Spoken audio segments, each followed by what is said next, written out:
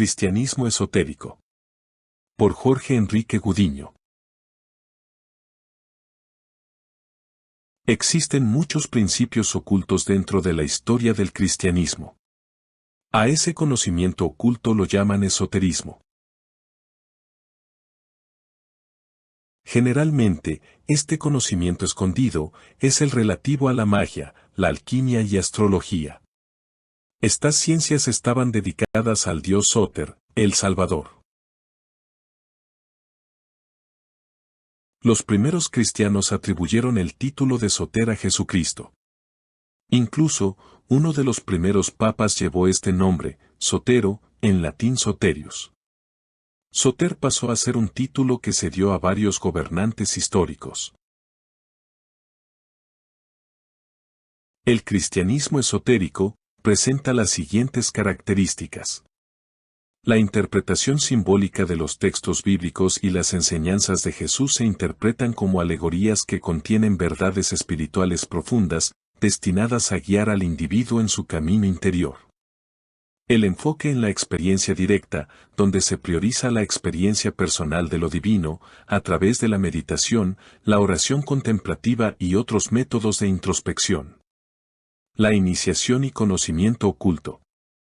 Se cree que existen enseñanzas secretas o misterios reservados para aquellos que están preparados espiritualmente para recibirlos.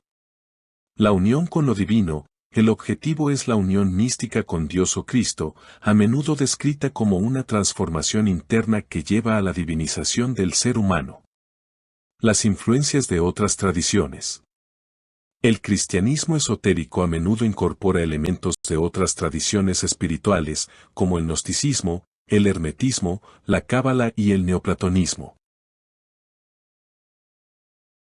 El cristianismo primitivo recibe influencias hebreas, persas, griegas, matices de la India y toques del pensamiento sirio y egipcio. El Nuevo Testamento tiene citas al carácter simbólico e iniciático de las Escrituras. A vosotros os hablo con la verdad, pero a los demás con parábolas. La puerta estrecha, dice que para entrar en el reino de Dios hay que abrazar la pobreza y la obediencia, romper las ligaduras con el mundo. Los padres de la Iglesia son Clemente de Alejandría y Orígenes, entre otros, y hacen referencias a los misterios cristianos. En los primeros siglos del cristianismo, existía una práctica llamada disciplina del secreto, donde ciertos aspectos de la fe, como los ritos de iniciación o la Eucaristía, no se revelaban a los no bautizados para protegerlos de malentendidos o persecuciones. A partir del siglo I, el afianzamiento de la religión cristiana en Occidente determinó nuevos derroteros en la filosofía. No se puede hablar de una filosofía cristiana propiamente desde los primeros años, desde el momento en que una religión se apoya en principios de fe. En la creación del cristianismo se deseaba partir de unos principios inamovibles e indudables por su procedencia sagrada. Pero necesita vivirlos en profundidad, comprenderlos y hacerlos suyos en su medida humana e individual. Cuando surge un cuestionamiento del hombre frente al mundo y Dios, surgen los cultos populares, donde el pueblo se siente satisfecho. Los filósofos son los que necesitan saber un poco más, investigando las verdades dogmáticas. Se presenta la patrística, que era la corriente que buscaba de la verdad en los inicios del cristianismo. Y finalmente surgen quienes profundizan en los grandes y pequeños misterios, ellos son los verdaderos discípulos. En la Edad Media surge la escolástica, cuya función es enseñar la verdad. Este tipo de enseñanza, en un principio, estaba destinada a los monjes. La mayoría de las obras de este periodo son comentarios explicativos de la Biblia, acerca de los escritos de los maestros aceptados en los concilios, o recopilaciones de cuestiones, preguntas o discusiones, buscando armonizar la razón con la fe. Los estudios ocultos y prácticas mágicas de los maestros tienen un profundo conocimiento de las leyes de la naturaleza y sus fenómenos nos parecerían sobrenaturales, pero, ciertamente no se escapan de lo natural. La ciencia escarba mucho en conocer esas propiedades, pero aún está muy lejos de todo el conocimiento oculto. De ahí que los fenómenos que los patriarcas no podrían explicar, se ocultaban. O se obligaba a aceptarse como un dogma de fe, o como un milagro. La Iglesia Católica habla de misterios en el sentido teológico, no como secretos ocultos, sino como verdades que superan la comprensión humana y solo pueden ser conocidas mediante la revelación divina. Por ejemplo, la Santísima Trinidad, el misterio de un solo Dios en tres personas. La encarnación, la unión de la naturaleza divina y humana en Jesucristo. La resurrección, el triunfo de Cristo sobre la muerte. Estos misterios no son ocultos, sino que son proclamados abiertamente, aunque su plena comprensión escapa a la razón humana. La resurrección es un concepto central en el cristianismo y se refiere, en su sentido más amplio, al acto de volver a la vida después de la muerte. La resurrección tiene dos dimensiones principales, la resurrección de Jesucristo y la resurrección de los creyentes al final de los tiempos. La resurrección de Jesús es una victoria sobre la muerte y el pecado, ofreciendo la esperanza de vida eterna a los creyentes. Es el cumplimiento de las promesas divinas del Antiguo Testamento y la validación de la divinidad de Jesús. Es el fundamento de la fe. San Pablo afirma que si Cristo no resucitó, la fe cristiana es vana. La resurrección es, por tanto, la base de la esperanza cristiana. Los cristianos creen que, así como Jesús resucitó, los creyentes también resucitarán al final de los tiempos. Esta creencia está arraigada en los pasajes bíblicos. La resurrección no se entiende como una simple reanimación del cuerpo físico, sino como la transformación en un cuerpo glorificado o espiritual, libre de las limitaciones de la mortalidad y el pecado. La resurrección está asociada con el juicio final, donde los justos serán recompensados con la vida eterna en comunión con Dios, y los injustos serán separados de Él. En el cristianismo esotérico o místico, la resurrección también puede interpretarse de manera simbólica, como la transformación espiritual, su renacimiento en el individuo, la muerte del yo egoico y el surgimiento de una nueva conciencia en Cristo.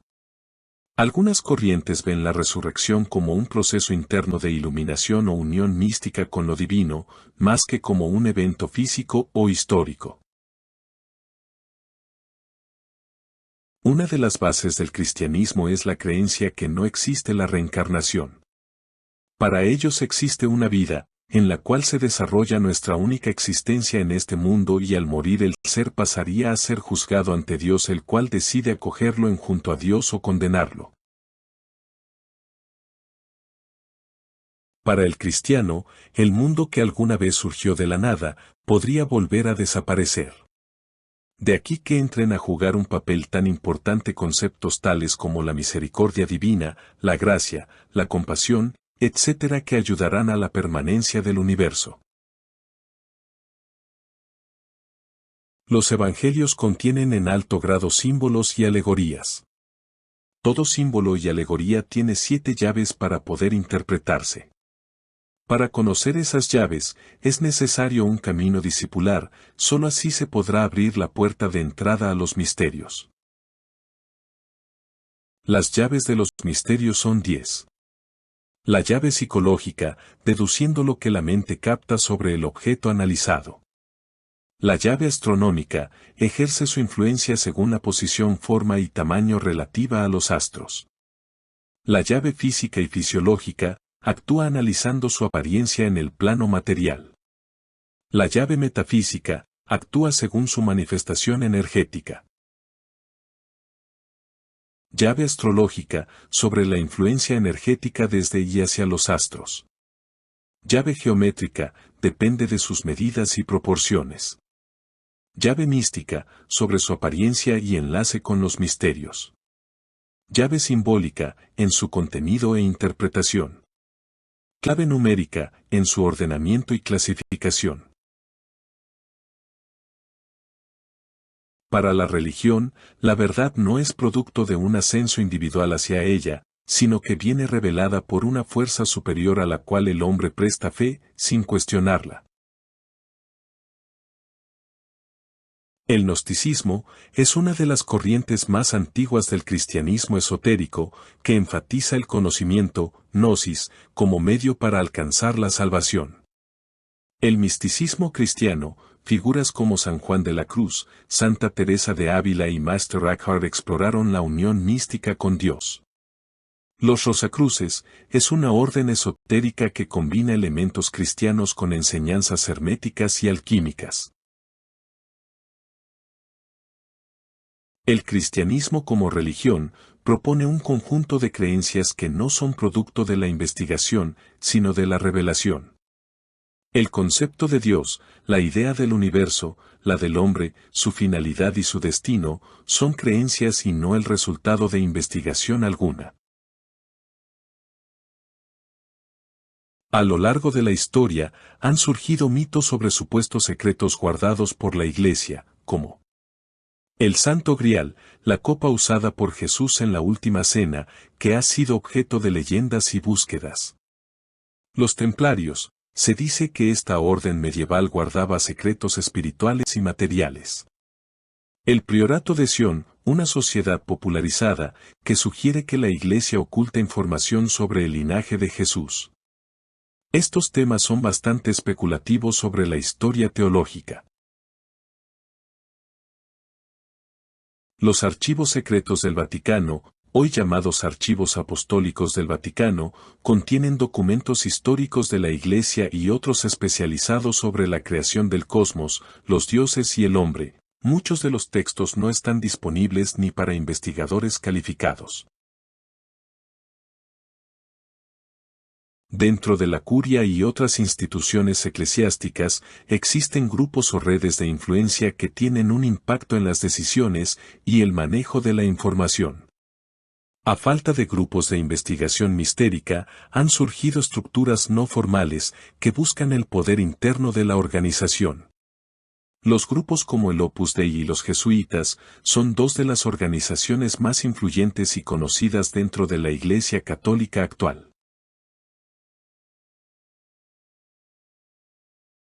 Los jesuitas, fundados por San Ignacio de Loyola en 1540, surgieron en el contexto de la Reforma Protestante y la Contrarreforma Católica. Su objetivo principal era la defensa y propagación de la fe católica, así como la educación y la misión. Se caracterizan por su espiritualidad ignaciana, basada en los ejercicios espirituales de San Ignacio, que buscan una relación personal con Dios y un discernimiento profundo de su voluntad. Su lema es Ad Majorem Dei Gloriam, para la mayor gloria de Dios. El primer papa jesuita es Jorge Bergoglio, el Papa Francisco. Fundado por San José María Escrivá de Balaguer en 1928 en España, el Opus Dei, que significa obra de Dios, busca promover la santidad en la vida cotidiana, especialmente entre los laicos. El Opus Dei enfatiza la santificación del trabajo ordinario y la vida familiar. Su espiritualidad se centra en encontrar a Dios en las actividades diarias. Promueve la oración, la mortificación y la formación espiritual como medios para crecer en la fe. El Opus Dei ha sido objeto de críticas por su secretismo y su estructura jerárquica, aunque sus miembros insisten en que no hay nada oculto en su organización. En 1975, Juan Pablo II les otorgó un estatus único de independencia en la Iglesia Católica, los nombró prelatura personal. También le permitirá un cambio de estatutos de Roma y el Opus Dei, al cabo de 40 años en el 2025. En el transcurso de la historia, el conocimiento de la verdad es el factor más importante en la relación con Dios y la naturaleza. Los encuentros entre la fe y la razón han sido un tema central en la filosofía, la teología y la ciencia a lo largo de los tiempos. La Iglesia ha tratado de controlar ese conocimiento a través de la interpretación de las Escrituras, dejando de lado las verdades mistéricas, llamándolas dogmas de fe, al cual el creyente común no tiene acceso ni forma de cuestionar. Los intentos de integrar la filosofía griega con la teología cristiana, por parte de San Agustín, Tomás de Aquino y de los movimientos medievales como la escolástica y la mística medieval, que trataron de profundizar estudios por medio de las ciencias. La ciencia se ocupa del cómo del mundo, mecanismos y leyes naturales, mientras que la religión se ocupa del por qué, sentido y propósito. La fe puede proporcionar un marco moral y espiritual que complementa el conocimiento científico.